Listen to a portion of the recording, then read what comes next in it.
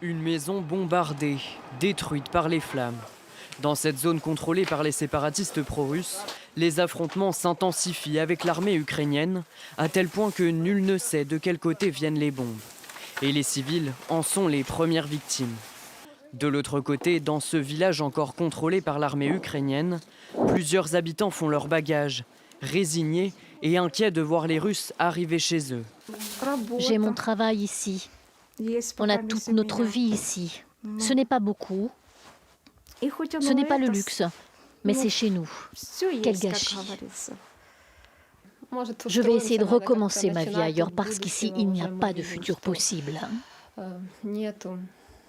Plusieurs sources affirment que des chars russes seraient entrés sur le territoire ukrainien ces dernières 24 heures.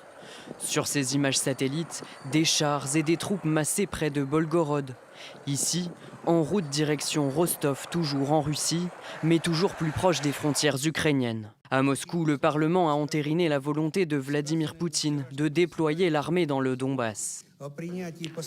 Je propose d'adopter la résolution du Conseil de l'Assemblée fédérale de Russie acceptant l'utilisation des forces armées du pays en dehors du territoire de la Russie sur la base de principes et de normes universellement reconnus du droit international. En réaction, l'Ukraine entend renforcer les rangs de son armée en sollicitant ses réservistes, soit plus de 140 000 personnes. Nous devons rapidement envoyer des forces supplémentaires à l'armée ukrainienne et à d'autres formations militaires. En tant que commandant en chef suprême des forces armées ukrainiennes, j'ai publié un décret sur la conscription des réservistes pour une période spéciale. Selon Kiev, un soldat ukrainien est mort ce mardi, 8 au total depuis le début de l'année.